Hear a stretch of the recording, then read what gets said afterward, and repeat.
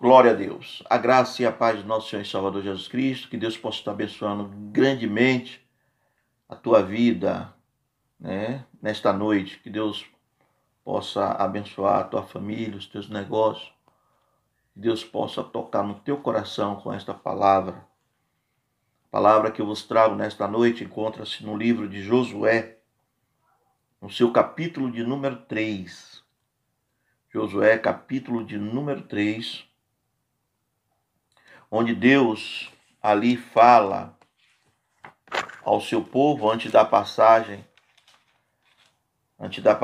ali do Jordão. Josué, capítulo 3, a partir do verso 1. Levantou-se, pois, Josué de madrugada, e tendo ele e todos os filhos de Israel partido de Sitim, vieram até o Jordão, e pousaram ali antes que passassem. Sucedeu, ao fim de 3 dias, que os oficiais passaram pelo meio do arraial e ordenaram ao povo, dizendo: quando virdes a arca da aliança do Senhor, vosso Deus, e que os levitas sacerdotes a levam, partirei vós também do vosso lugar e a seguireis. Contudo, haja a distância de cerca de 2.000 côvados entre vós e ela. Não vos chegueis a ela para que conheçais o caminho pelo qual haveis de ir, visto que por tal caminho nunca passastes antes. Disse Josué ao povo: santificai-vos, porque amanhã o Senhor fará maravilhas no meio de vós. Amém? Louvado seja Deus. Pai querido, Pai amado, Deus de poder, Deus de maravilha. Pai, graças te damos, ó Pai, por mais um momento, por mais esta oportunidade de estarmos aqui, ó Deus, fazendo este vídeo, Senhor, para falar da tua palavra àqueles que anseiam por uma palavra de ânimo, por uma palavra, que venha alimentar as vossas almas. Por isso eu te peço, ó Espírito Santo da Aliança, joga luz, Senhor, nesta palavra, para que através do fluir dos meus lábios ela surta o efeito necessário pelo qual ela está sendo enviada, em nome de Jesus. Amém? Receba, querido, essa palavra em nome do Senhor, porque se crerdes, verás a glória de Deus. Queridos, nós sabemos muito bem que Josué era filho de Num, servo de Moisés. E a palavra do Senhor nos diz que Moisés, quando morre, Deus encarregou Josué, deu esta responsabilidade a Josué de fazer o povo atravessar o Jordão para que eles pudessem chegar ali à terra prometida. Josué, ele foi um servo dedicado, ele foi um servo que tinha muitas responsabilidades, e Deus se agradou de Josué. E a Bíblia diz que Josué ali levantou-se de madrugada juntamente com todos os filhos de Israel e saíram de si, onde eles estavam acampados. E eles vieram ali até o Jordão e ali permaneceram durante 3 dias, até que os oficiais, ele passou pelo meio do arraial, ali noticiando para aquele povo, para o povo de Israel, de que quando aquele povo visse os levitas sacerdotes, que eram aqueles que oficiavam diretamente no templo, aqueles que cuidavam da arca da aliança, eles vissem que os levitas, eles partirem dali com a arca da aliança, todo o povo deveria segui-lo, mas seguia a uma certa distância de 2.000 côvados. A arca da aliança, ela simbolizava a presença de Deus. era uma das possessões mais sagradas de Israel. Era a Arca da Aliança, né? Ela simbolizava a Arca de Deus. Nela estava contido ali o maná que os antecessores se alimentaram no deserto, né? Deus concedeu ali ao seu povo no deserto. Estava também a vara de Arão e também ali os 10 mandamentos, o decálogo, é a segunda pedra, porque a primeira foi quebrada por Moisés. E Deus, pela sua misericórdia, ele reescreveu ali, né, o decálogo, os 10 mandamentos ali. E eles agora estavam ali nas margens do Jordão. Mas a condição para que eles pudessem seguir a arca e os levitas e sacerdotes era que eles adentrassem a terra prometida, para que eles se mantivessem a 2.000 côvados ali de distância. Por quê? Porque até aquele momento, até eles chegarem ali na beira do Jordão, eles estavam sendo guiados, conduzidos por uma nuvem durante o dia e uma coluna de fogo durante a noite. A partir dali agora, a arca era que lhe mostraria o caminho. E a distância era cerca de 2.000 côvados, ou seja, mais ou menos 900 metros. E isso que era imposto ali por Deus para impressionar o povo mesmo, impressionar, a palavra seria essa, o povo sobre o caráter sagrado da arca. Ou seja, não era simplesmente uma arca pela sua estrutura artística ou pela riqueza que ela possuía, não. Ali simbolizava, era algo sagrado, uma das simbologias mais sagradas de Israel. Então, eles tiveram que manter essa distância da arca, né, para simbolizar o caráter sagrado dela. Era algo sagrado, eu não posso me aproximar. E desta forma, cumprindo esta determinação dada por Deus, Deus ali mostraria o caminho pelo qual o povo ali haveria de ir. Não era um caminho qualquer. Sabemos que o povo de Israel, até então, passou por muitos momentos difíceis, muitas situações desagradáveis, mas Deus agora estava mostrando algo diferente. Olha que a Bíblia, no versículo 4, diz o seguinte: não vos chegueis a ela, a arca, para que conheçais o caminho pelo qual haveis de ir, visto que por tal caminho nunca passastes antes. Eu disse, por que Deus ele faz questão de pôr na Bíblia, né, o Espírito Santo aqui iluminando Josué, faz questão de pôr um caminho que nunca passaste antes. Poderia simplesmente botar assim, olha, um caminho que nunca passaste. Mas ele reforça, né? Um caminho que nunca passaste antes. Por quê? Significa dizer que antes eles passaram por vários outros caminhos. Agora, aquele povo passaria por um caminho que eles nunca passaram.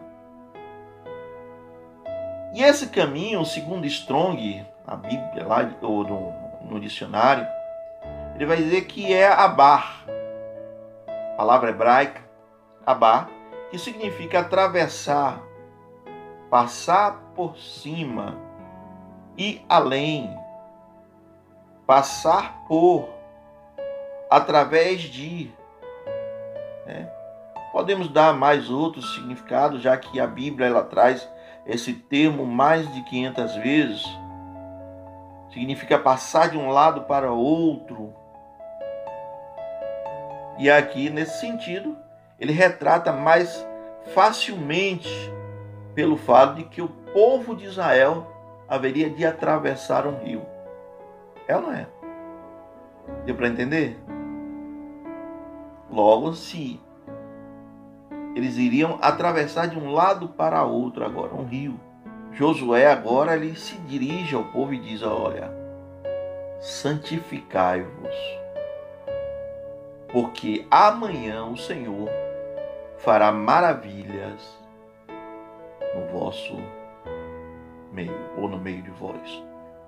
Querido, quando eu vejo aqui essa palavra, eu passo a entender que Deus ele não se agrada, né? E nós não podemos receber nada da parte de Deus se tivermos uma vida desarrumada, desorganizada. Literalmente falando, é pecado mesmo.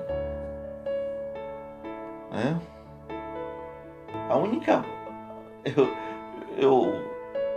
Eu vejo assim que Deus ele é muito cuidadoso. Ali Josué diz: santificai-vos. Ele estava solicitando que o povo se afastasse de qualquer coisa que fosse impura e se devotasse completamente ao Senhor. Já pensou? É aquele tipo de crente que fica o tempo todo pedindo a Deus ali algo da parte de Deus, que Deus possa abençoar a sua vida, e já está com a mão na promessa, mas de repente vai lá, faz algo que não agradou a Deus e Deus aí retira. Então Josué está dizendo: santificai-vos, santifiquem-se, porque amanhã Deus fará maravilhas no meio de vós. Deus faz maravilha nas nossas vidas, querido. O Deus que nós servimos é um Deus de maravilha. E dizer que Deus, o nosso Deus, Ele deseja fazer maravilha no nosso meio. Meu irmão, minha irmã, Deus deseja fazer maravilha na tua vida. Deus deseja fazer maravilha no teu casamento, no meio da tua família. Deus deseja fazer maravilha na tua vida profissional. Basta apenas dar lugar, queridos. Mas para que isso aconteça, nós precisamos observar algumas das recomendações.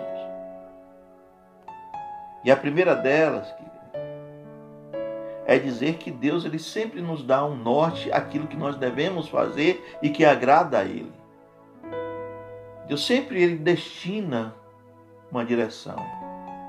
Quando Deus falou a Adão lá no jardim do Éden, ele disse: olha, comei de todo fruto que encontra-se no jardim, porém o fruto do conhecimento do bem e do mal não deve comer, porque no dia que dele comer certamente morrerá.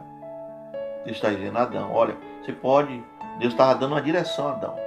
Então você pode fazer tudo aqui, comer, mas tem isso aqui que você não pode fazer. Escrevendo ao Deuteronômio lá, Deus vai fazer o seguinte: eis que céus e terra tomo hoje por testemunho que ponho diante de vós a bênção e a maldição. Escolhe tu, pois, a bênção para que vivas tu e a tua descendência. Deus põe dois caminhos, e nós que escolhemos o caminho que nós devemos saber seguir como servos, filhos do Deus Altíssimo. Nós devemos nos manter sempre na direção indicada por Deus. A Arca da Aliança, querida, era um símbolo ali da presença de Deus. A arca ela teria que ir à frente e o povo deveria segui-lo. Isso significa dizer que para vermos Deus fazendo maravilha no nosso meio, nós devemos nos manter no centro da vontade de Deus, sem desviar nem para a direita, nem para a esquerda. Nem para a direita, nem para a esquerda. Centro da vontade é centro da vontade. É andar ali, segundo a palavra diz que nós devemos andar. Devemos manter o temor a Deus. A arca da aliança, certamente ela iria à frente, mas o povo deveria o quê? Manter uma distância de 2.000 côvados. E isso ali revelava o caráter da santidade de Deus. E ali o caráter sagrado da arca e a santidade de Deus, já que a arca representava o próprio Deus. Ali era em sinal de respeito, de reverência, de temor. Significa dizer que para vermos Deus fazendo maravilha em nossas vidas, nós devemos manter o devido respeito à sua presença e no nosso meio. Intimidade com Deus, querido, não é sinônimo de atrevimento. Tem gente que, eu sou livre. Eu sou livre, porque a Bíblia diz que foi para a liberdade que Cristo nos libertou. Logo, para alguns, acha que o fato de ser livre, eu posso fazer o que eu quero. Eu posso agir da maneira que eu quero, como eu quiser. Não. Deus te chamou para a liberdade, porque nós andávamos presos nas mãos de Satanás. E foi para a liberdade que Ele nos libertou. Mas liberdade em quem? Liberdade nele, no Senhor Jesus, de andar segundo os seus propósitos. Jamais devemos nos esquecer que estar na presença de Jesus, estar na presença de Deus, é muito mais que estar diante de um juiz, de um promotor, de um desembargador ou do presidente. Quando nós vamos na frente de uma autoridade, a gente quer vestir até o melhor paletó, a melhor roupa. E sim, senhor, você vai em uma audiência na justiça, você não pode falar, a não ser por intermédio do seu advogado. E você fica ali caladinho. Mas quando está na presença de Deus, você acha que pode fazer o que você quer. E não é assim. Muitas pessoas lançam as suas vidas fora porque perderam o temor a Deus, perderam o respeito, a sensibilidade do Espírito Santo. Nós precisamos manter esse temor a Deus. O povo de Israel deveria manter temor a Deus. E acima de tudo, uma vida de santidade. A palavra do Senhor diz, no versículo 5, disse Josué ao povo, santificai-vos, porque amanhã o Senhor fará maravilhas no meio de vós. Isso é para quem crê. Que Deus vai fazer maravilha. Deus vai fazer maravilha no vosso meio, querido. Mas para tanto nós temos que viver uma vida de santidade. Se nós olharmos, atentarmos para a Bíblia, ou até mesmo em alguns estudos teológicos, vocês vão perceber que os rituais de santificação dos judeus exigiam que eles tomassem ali banho, que lavassem todas as suas roupas, fizessem ali uma busca para verificar se em suas tendas não haviam comidas estragadas, objeto de idolatria ou qualquer outra coisa que desagradasse a Deus. E em muitos casos, Na busca dessa santificação, eles teriam que fazer até sacrifícios de animais. E tudo isso não era de qualquer forma, é bastante significativo. E para as nossas vidas também.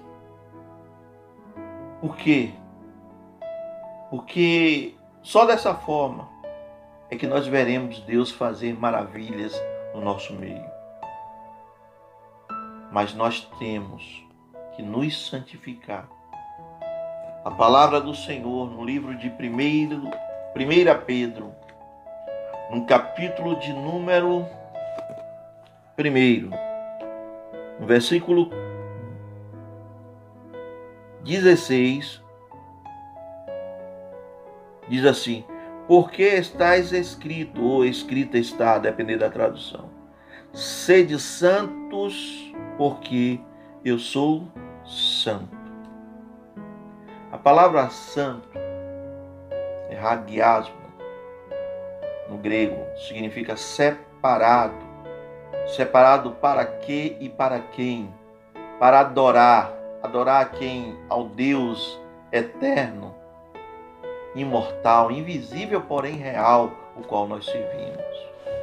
A esse Deus maravilhoso, nós devemos estar separados das coisas do mundo, das coisas que aborrecem a Deus. Enquanto nós estivermos nesse mundo, a cada dia nós temos que buscar vivermos em santidade. Viver em santidade. Ali, querido, sabemos que Deus, Ele quer fazer maravilha no nosso meio. Então nós devemos fazer uma análise da nossa vida, tanto exterior quanto interior. Tem gente que diz assim, olha, Deus, Ele, quando nós recebemos Jesus, Jesus muda o coração, não é só o coração. É certo que a mudança ela é de dentro para fora, mas Deus ele muda o homem por inteiro. Paulo diz corpo, alma e espírito. Deus muda. As nossas concepções não são mais a mesma. Nossa maneira, de viver não é mais a mesma. A nossa adoração não é mais a mesma. Porque fomos transformados por Cristo. E para concluir, queridos, o Senhor Deus ele deseja fazer maravilha no nosso meio. E para que isso aconteça, devemos nos manter no centro da sua vontade. O texto, ele diz o seguinte: contudo, haja a distância em cerca de 900 metros, 2.000 côvados, entre vós e ela, a arca da aliança. Não vos chegueis a ela para que conheçais o caminho pelo qual haveis de ir, visto que por tal caminho nunca passastes. Disse Josué ao povo: santificai-vos, porque amanhã o Senhor fará maravilha no meio de vós. Tenha certeza, querido, que se você andar no centro da vontade de Deus, Deus fará maravilha na tua vida. Deus fará maravilha nos teus negócios. Deus vai transformar esta água em vinho. O vinho novo, o vinho sem fermentação. Que Deus, em Cristo Jesus, nos abençoe. Beijo no teu coração, em nome do Senhor.